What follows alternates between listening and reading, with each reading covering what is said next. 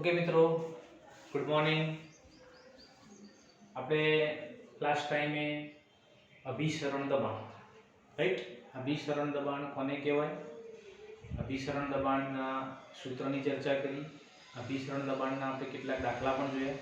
હવે આજે થોડા ડિટેલ્સમાં અભિસરણ દબાણના દાખલા, કેવી રીતે અભિસરણ દબાણના દાખલાઓની ગણતરી કેવી રીતે પૂછાય આપણને, આજે થોડા ડિટેલ્સમાં આપણે જોઈએ, તમને ક્લિયર થઈ જશે।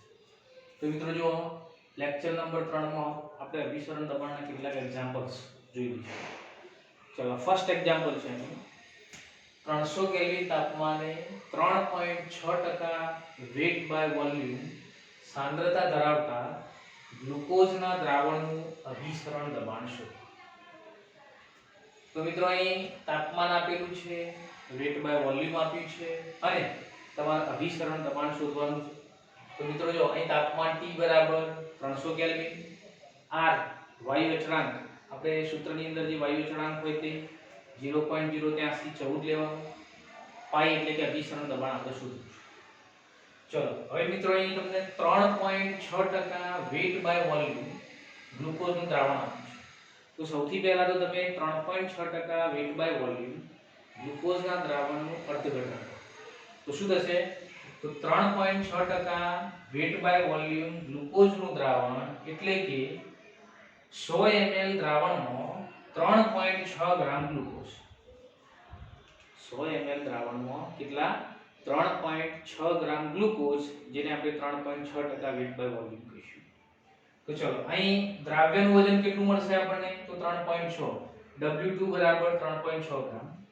કદ કેટલું? તો 100 ml છે, જેને આપણે લીટરમાં લઈશું એટલે 0.1 લીટર થશે। ચલો, હવે પાઈ એટલે કે અભિસરણ દબાણ, પાઈ બરાબર આપણું સૂત્ર છે W2RT mW2 V લીટરમાં। ચલો, W2 એટલે દ્રાવ્યનું વજન 3.6 ગ્રામ, R 0.08314, તાપમાન 300 કેલ્વિન, mW2 દ્રાવ્યનું આણ્વિય દળ 180, કારણ કે દ્રાવ્ય શું છે? ગ્લુકોઝ છે, ગ્લુકોઝ નો આણ્વિક દળ 180 અને ગુણ્યા કદ લીટરમાં 0.1 લીટર। ચલો, તો આ બધાનું તમે સાદુરૂપ આપશો એટલે તમને જવાબ મળશે પાઈ બરાબર 4.988 બાર। આ આપણો જવાબ છે।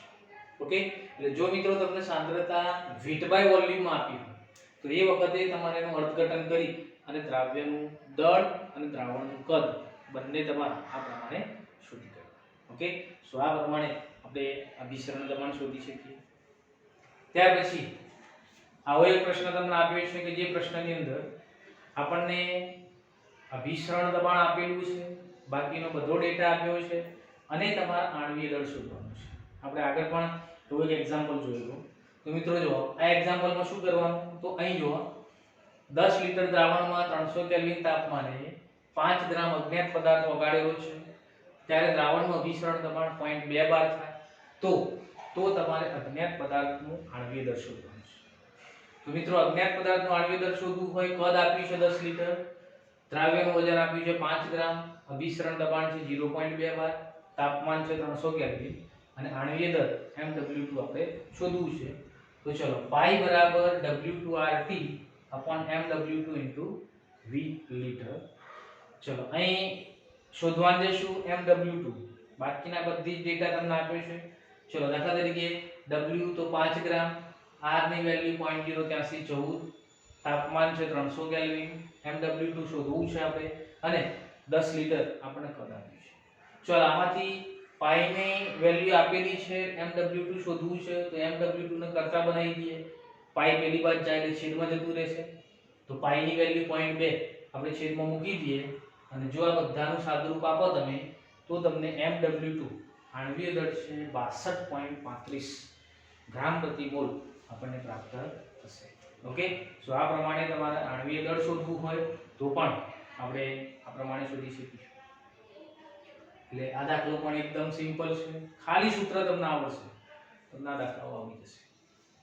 એના પછી મિત્રો આ એક દાખલો જુઓ। આ દાખલાની અંદર શું આપ્યું છે તમને? 27°C તાપમાને દ્રાવણનું અભિસરણ દબાણ આપેલું છે અને તમારા દ્રાવણની મોલારિટી, હવે દ્રાવણની મોલારિટી શોધવી હોય એ વખતે આપણે કયું સૂત્ર વાપરીશું? WRT/MV વાળું સૂત્ર ત્યાં વપરાશે નહીં. ત્યાં તમારે પાઈ બરાબર CRT, જ્યાં C બરાબર દ્રાવણની સાંદ્રતા મોલારિટીમાં લેવાની છે, એ સૂત્રનો આપણે ઉપયોગ કરીશું. તો અહીં જો, અહીં તાપમાન 27 સેલ્સિયસ આપ્યું છે અને કેલ્વિનમાં ફેરવી દેવાનું. પાઈ છે 0.82 સાંદ્રતા તમારે શોધવી છે. સેમ સૂત્ર મૂકો, પાઈ બરાબર CRT, બરાબર. જ્યાં C ને કરતા બનાવો, RT આમ જશે એટલે પાઈના છેદમાં RT. પાઈની કિંમત આપી છે, R અને T બંનેની કિંમત તમે મૂકી દેશો એટલે તમને આ પ્રમાણે સાંદ્રતા C મળી જશે.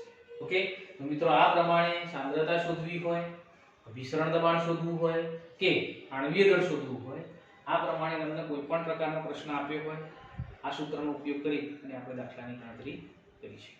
ઓકે, જોઈએ.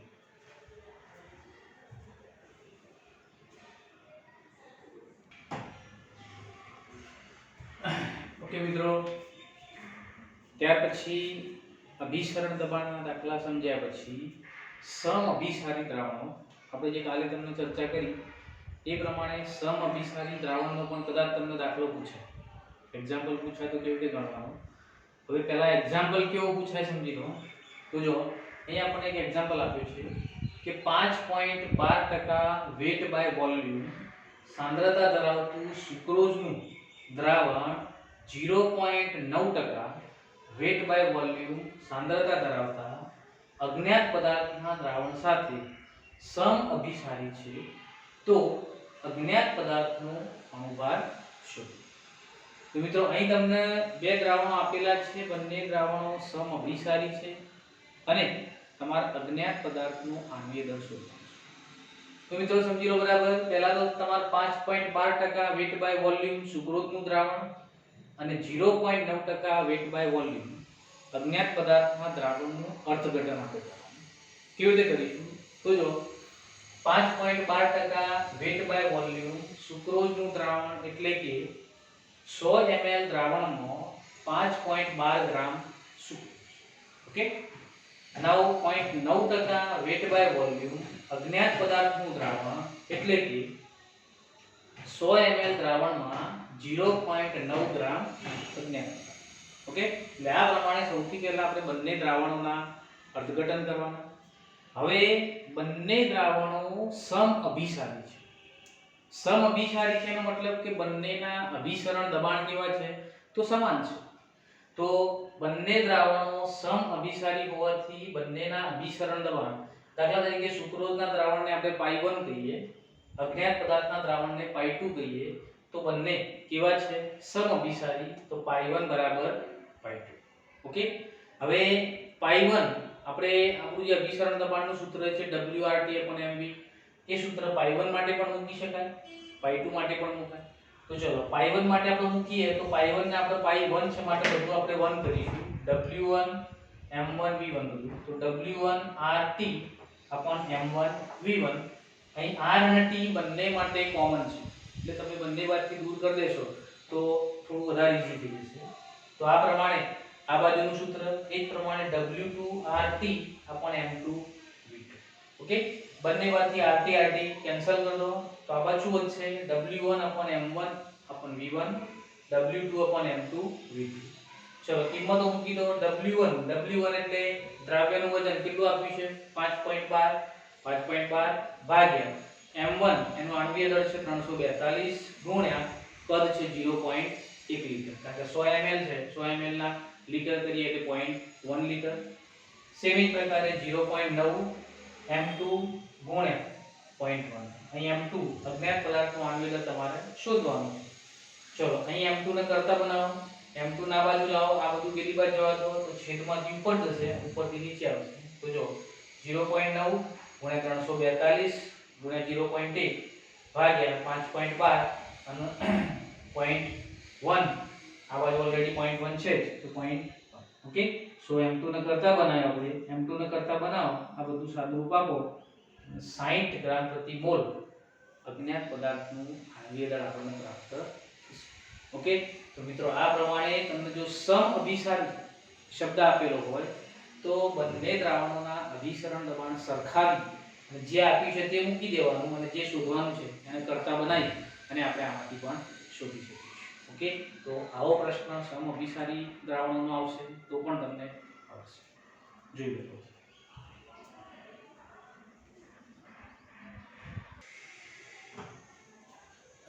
ઓકે ફ્રેન્ડ્સ, એના પછી આપણે અભિસરણ દબાણના હું તમને કેટલાક દાખલા એક્સરસાઇઝમાંથી આપીશ, બરાબર, એક્સ્ટ્રા પણ આપીશ. એ તમારે જાતે ટ્રાય કરવાનું અને જાતે દાખલા સૂત્રનો ઉપયોગ કરી અને આપણે ગણતરી કરવાની છે. ચલો ફ્રેન્ડ્સ, હવે એના પછીનો ટોપિક છે આપણો અસામાન્ય મોલર દળ કોને કહેવાય. અસામાન્ય મોલર દળ એટલે શું અને આ અસામાન્ય મોલર દળની દ્રાવણ સંખ્યાત્મક ગુણધર્મો પર કેવી અસર થાય આ ટોપિક આપણે સમજીએ. તો મિત્રો સમજી લો, પહેલા અસામાન્ય આણ્વીય દળ અથવા તો અસામાન્ય મોલર દળ ક્યારે તમને જોવા મળશે? તો જ્યારે આપણે કોઈ પણ આયનીય પદાર્થને જ્યારે તમે પાણીની અંદર વિયોજન કરી અને જો એનું દ્રાવણ બનાવશો તો સીધી વસ્તુ છે કે આયનીય પદાર્થ જ્યારે પણ દ્રાવણમાં જાય ત્યારે એનું આયનીકરણ થાય અને આયનીકરણ થવાના કારણે દ્રાવણની અંદર એ આયનોમાં છૂટા પડે. બરાબર, દાખલા તરીકે એક ઉદાહરણ આપણે લઈએ તો KCl છે. હવે KCl આયનીય પદાર્થ છે. જો KCl ને પાણીની અંદર તમે દ્રાવ્ય કરાવશો તો K+ અને Cl- બે પ્રકારના આયનો પાણીની અંદર છૂટા પડશે. હવે આ બે આયનો પાણીની અંદર છૂટા પડવાના કારણે શું થશે? તો અહીં દ્રાવણની અંદર 2 મોલ સંખ્યાગણ આપણને જોવા મળે. આપણે ઓગાળ્યું તો એની પહેલા ઓગાળ્યા પહેલા KCl સંયોજન એક જ મોલ હતું, પણ જ્યારે તમે એની દ્રાવણમાં એનું આયનીય સંયોજન બનાવો છો ત્યારે એ આયનીય સંયોજનની અંદર મોલ કણોની સંખ્યા કેટલી થઈ ગઈ? ડબલ થઈ ગઈ. હવે અહીં મોલ કણોની સંખ્યા ડબલ થઈ ગઈ એનો મતલબ એ કે જે ગુણધર્મ આપણે આગળ સમજ્યા હતા દ્રાવણ સંખ્યાત્મક ગુણધર્મો, એ દ્રાવણ સંખ્યાત્મક ગુણધર્મો કે જે આપણે આગળ જે ગણતરી કરી હતી એ બધી જ ગણતરી આદર્શ દ્રાવણો માટે કરી. એટલે કે યુરિયાનું દ્રાવણ હોય, સુક્રોઝનું દ્રાવણ હોય, ગ્લુકોઝનું દ્રાવણ હોય, આ બધા દ્રાવણો કે જેના દ્રાવણ સંખ્યાત્મક ગુણધર્મોમાં સંખ્યાગણ એક જ હોય, એનું પાણીમાં અંદર જાય એટલે વિયોજન કે સુયોજન થાય નહીં. એટલે એવા કણો માટે આપણે અથવા તો એવા સંયોજનો માટે આપણે દ્રાવણ સંખ્યાત્મક ગુણધર્મોની ગણતરી કરી હતી. પરંતુ જ્યારે આયનીય સંયોજનો હોય કે જેનું પાણીમાં જે વિયોજન થાય એક કરતાં વધુ સંખ્યાગણની અંદર એ છૂટા પડે, એ વખતે આપણે જે આગળના ગુણધર્મો ગણ્યા હતા, ગણતરી કરી હતી દાખલાઓની, એ બધી જ ગણતરી આ પ્રકારના સંયોજનો માટે ખોટી પડશે.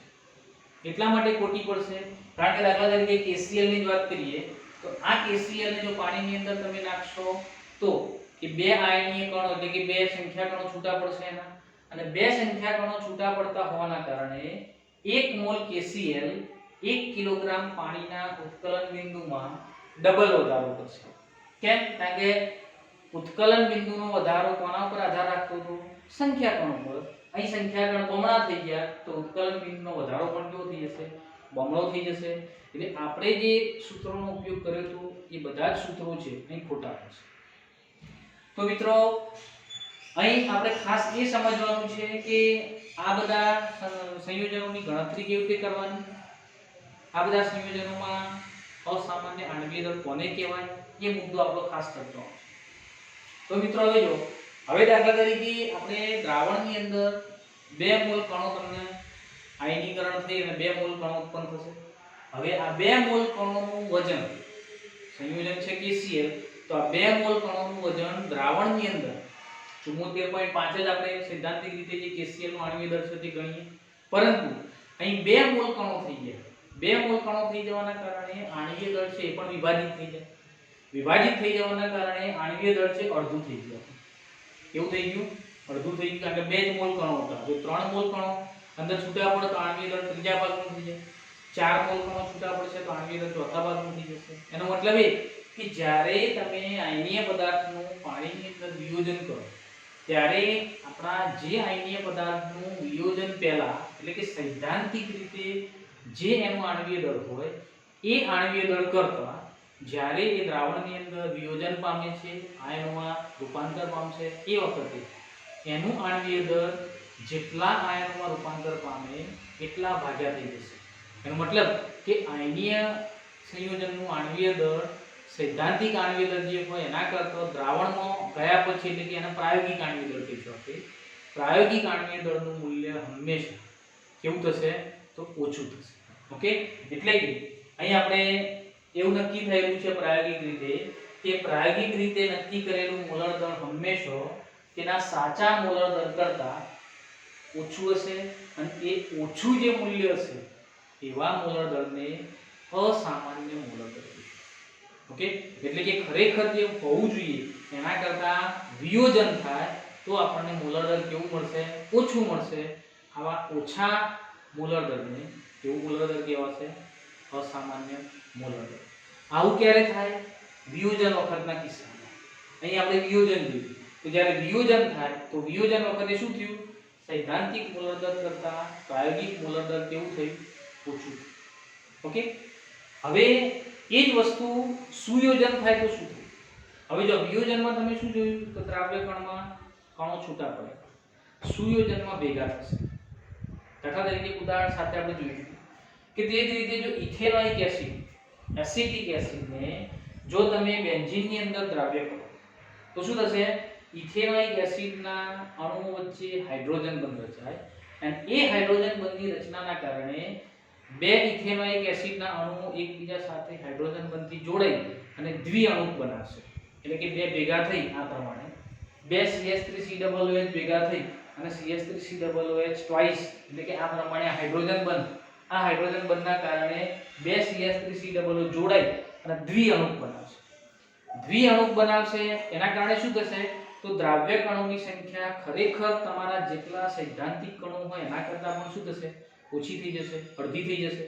કારણ કે દ્વિઅણુક થાય એટલે બે ભેગા થઈ અને એક અણુ બનાવે એટલે દ્રાવ્ય કણો શું થઈ જાય? તો ઘટી જાય. અને દ્રાવ્ય કણો ઘટી જવાના કારણે શું થશે? તો અહીં સૈદ્ધાંતિક આણ્વીય દળ જે છે એ સૈદ્ધાંતિક આણ્વીય દળ કરતાં જે પ્રાયોગિક આણ્વીય દળ છે, પ્રાયોગિક આણ્વીય દળમાં શું થયું? બે ભેગા થઈ અને એક અણુ બન્યો. તો પ્રાયોગિક આણ્વીય દળ કેવું થઈ ગયું? લગભગ બમણું થઈ ગયું. એનો મતલબ એ કે જો સુયોજન થાય તો એનું પ્રાયોગિક આણ્વીય દળ છે એ સૈદ્ધાંતિક આણ્વીય દળ કરતાં કેવું થઈ જાય? બમણું થઈ જાય. તો બમણું થઈ જાય આવા આણ્વીય દળને કેવું આણ્વીય દળ કહીશું આપણે? અસામાન્ય. ઓકે, એટલે કહેવાનો મતલબ કે જ્યારે સુયોજન કે વિયોજન થાય છે એ વખતે આપણું જે સાચું આણ્વીય દળ હોય દ્રાવ્ય પદાર્થનું એ સાચું આણ્વીય દળ છે એ આપણને પ્રાપ્ત થતું નથી. પરંતુ એ જ્યારે દ્રાવણ બનાવે છે ત્યારે જો સુયોજન થાય તો આણ્વીય દળમાં વધારો થઈ જાય અને જો વિયોજન થાય તો આણ્વીય દળમાં ઘટાડો થઈ જાય. તો આવા વધારે અથવા તો ઓછા આણ્વીય દળોને અસામાન્ય આણ્વીય દળ આપણે કહીશું. હવે જો મિત્રો અસામાન્ય આણ્વીય દળ જો તમને જોવા મળે એટલે કે જો સુયોજન કે વિયોજન થાય તો પછી શું થાય? તો એના કારણે અત્યાર સુધી આપણે જે દ્રાવણ સંખ્યાત્મક ગુણધર્મો માટેના જે સૂત્રો વાપર્યા એ બધા જ સૂત્રો ખોટા પડશે. એટલે કે એ સૂત્રોની અંદર જે ડેલ્ટા ટીપી ની ગણતરી કરી કે ડેલ્ટા ટીએફ ની ગણતરી કરી કે બાષ્પ દબાણ ગણ્યું કે અભિસરણ દબાણ ગણ્યું એ બધા જ દબાણો અથવા તો જે ગણતરીના જે સંખ્યાત્મક ગુણધર્મો હતા બધા જ ગુણધર્મોના રિઝલ્ટ છે એ બદલાઈ જશે. ઓકે, તો એટલા માટે આ પ્રકારના અસામાન્ય આણ્વીય દળના કારણે આપણે એ જે જૂના સૂત્રો હતા એ જૂના સૂત્રોનો સીધો ઉપયોગ કરી શકીશું. તો પછી એના માટે શું કરવું? તો મિત્રો એના માટે વોન્ટોફ નામના વૈજ્ઞાનિકે એનો રસ્તો કાઢ્યો. વોન્ટોફ નામના વૈજ્ઞાનિકે એક અવયવ આપ્યો આપણને કે જે અવયવને આપણે જે આગળના જે સૂત્રો હતા દ્રાવણ સંખ્યાત્મક ગુણધર્મોની ગણતરીના એ દ્રાવણ સંખ્યાત્મક ગુણધર્મોની ગણતરીના સૂત્રની અંદર જો તમે વોન્ટોફ અવયવ દાખલ કરી દો તો તમને જે તે સંયોજનનું સાચું આણ્વીય દળ આપણને પ્રાપ્ત થશે. તો એ વોન્ટોફે અવયવ દાખલ કર્યો જે અવયવને આપણે I તરીકે ઓળખીશું. ચલો, વોન્ટોફ અવયવ I છે એને વોન્ટોફ અવયવ તરીકે જ ઓળખવામાં આવે છે. તો વોન્ટોફ અવયવ I બરાબર શું? તો વોન્ટોફ અવયવ I બરાબર સામાન્ય મોલર દળ ભાગ્યા અસામાન્ય મોલર દળ. હવે સામાન્ય મોલર દળ એટલે શું? તો સામાન્ય મોલર દળ એટલે સૈદ્ધાંતિક મોલર દળ. સૈદ્ધાંતિક એટલે શું? તો દાખલા તરીકે આપણે NaCl નું આણ્વીય દળ ગણવું હોય તો Na ના 23 Cl એટલે 35.5 બરાબર 58.5 આ એનું સામાન્ય આણ્વીય દળ કહેવાય. પણ જ્યારે તમે NaCl નું વિયોજન કરાવો તો વિયોજન કરાવવાના કારણે શું થશે, તો NaCl છે, NaCl ના બે આયનો છૂટા પડશે, જેના કારણે એનું આણ્વિય દળ જે સૈદ્ધાંતિક છે એના કરતાં પ્રાયોગિક આણ્વિય દળ અડધું થઈ જશે, રાઈટ. તો એવું આણ્વિય દળ છે જેને આપણે અસામાન્ય મોલર દળ કહીશું. ઓકે, તો આ પ્રમાણે જો સામાન્ય મોલર દળ અને અસામાન્ય મોલર દળનો ગુણોત્તર લેશો તો પણ તમને 1/4 મળશે, અથવા અવલોકિત સંખ્યાત્મક ગુણધર્મ ભાગ્યા સૈદ્ધાંતિક સંખ્યાત્મક ગુણધર્મ. અવલોકિત સંખ્યાત્મક ગુણધર્મ એટલે તમને પ્રેક્ટિકલી આપેલો હોય, અને સૈદ્ધાંતિક સંખ્યાત્મક ગુણધર્મ જે તમારા સૂત્રનો ઉપયોગ કરી અને ગણતરી કરી અને મેળવવાનો હોય. જો એ બંનેનો ગુણોત્તર લેશો તો પણ 1/4 આઈ જ કહેવાશે.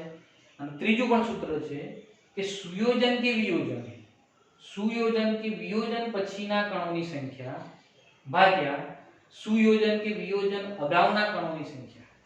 એટલે કે સુયોજન પછી કેટલા કણો આપણને જોવા મળે છે, જો વિયોજન થાય તો વધુ કણો હશે, સુયોજન થાય તો ઓછા કણો હશે, અને ભાગ્યા સૈદ્ધાંતિક રીતે કેટલા કણો હોય એ બંનેનો જો ગુણોત્તર તમે લેશો તો પણ તમને 1/4 આઈનું મૂલ્ય મળી જશે. આ આઈનું મૂલ્ય મેળવ્યા પછી જો એ આઈના મૂલ્યને તમે આ બધા સૂત્રોની અંદર એડ કરી દેશો, દાખલા તરીકે આપણે આગળનું જે સૂત્ર P01 - P1/P01 બાષ્પ દબાણમાં થતો ઘટાડો હતો એની અંદર જો તમે I સૂત્ર ઉમેરી દો, I નો 1/4 એડ કરી દેશો, I N2/N1 બરાબર, અથવા N2/N1 + N2 આપણું જે સૂત્ર હતું એની અંદર ટૂંકમાં I ફેક્ટર દાખલ કરી દેવા. એક પ્રકારે ડેલ્ટા ટીબી માં પણ જો તમે I દાખલ કરી દો તો પણ તમને સાચો જવાબ મળી જાય.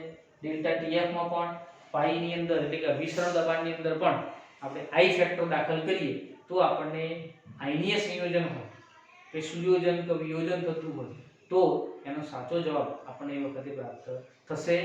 આ પદ્ધતિઓથી જે આણ્વિય દળ આપણે અગાઉ શોધ્યા હતા એ અગાઉના આણ્વિય દળ આદર્શ દ્રાવણો માટે હતા, પણ હવે પછીના એટલે કે આયનીય સંયોજનોના જો આણ્વિય દળ શોધવા હોય તો કમ્પલસરી તમારા I ફેક્ટર દરેક સૂત્રની અંદર દાખલ કરવો જ પડશે. મિત્રો એ પણ યાદ રાખજો કે જો સુયોજન થતું હશે તો હંમેશા I ફેક્ટર <1 હશે, એક કરતા એનું મૂલ્ય ઓછું હશે. વિયોજન થતું હશે તો I નું મૂલ્ય <1 હશે. અને જો આદર્શ દ્રાવણ બનેલું હશે એટલે કે જો સુયોજન કે વિયોજન કશું જ ના થાય તો સમજવાનું કે I નું મૂલ્ય બરાબર 1 તમને જોવા મળશે. તો આ પ્રમાણે I ના મૂલ્યો છે એ સુયોજન કે વિયોજન ઉપર પણ આધાર રાખશે. ત્યાર પછી એક વસ્તુ એ પણ ધ્યાનમાં રાખજો કે જેમ જેમ દ્રાવણની સાંદ્રતામાં ઘટાડો થશે તેમ તેમ I નું મૂલ્ય વધશે. I ના મૂલ્યમાં શું થશે? વધારો થશે. અહીં આપણને બુકની અંદર જો એક ટેબલ આપ્યું છે, આ ટેબલની અંદર અહીં કાજો આ કોઠો આપ્યો છે, એ કોઠાની અંદર જો બધા ક્ષારો આપેલા છે NaCl, KCl, MgSO4, K2SO4. અહીં જો દરેકના I ના મૂલ્યો એના મોલાલિટી સાથે ચેન્જ થાય છે. અહીં જો 0.1 મોલર, 0.01 મોલર, 0.001 મોલર. એનો મતલબ એ કે સાંદ્રતામાં ઘટાડો કરતા જઈએ તેમ તેમ I ના મૂલ્યો જો 1.87 માંથી 1.94, 1.97 અને નિયર બાય 2, રાઈટ. એ પ્રમાણે દરેકની અંદર જેમ જેમ તમે મોલાલિટી ઘટાડતા જાઓ તેમ તેમ I ના મૂલ્યોમાં શું થતું જોવા મળશે? તો વધારો જોવા મળશે. તો આ પણ એક વસ્તુ ખાસ યાદ રાખવાની કે સાંદ્રતાના ઘટાડા સાથે I ના મૂલ્યમાં હંમેશા શું થશે? તો વધારો થશે. ઓકે, તો એક વખતે અસામાન્ય આણ્વિય દળ કોને કહેવાય, 1/4 કોને કહેવાય, એક વખતે જોઈ લો.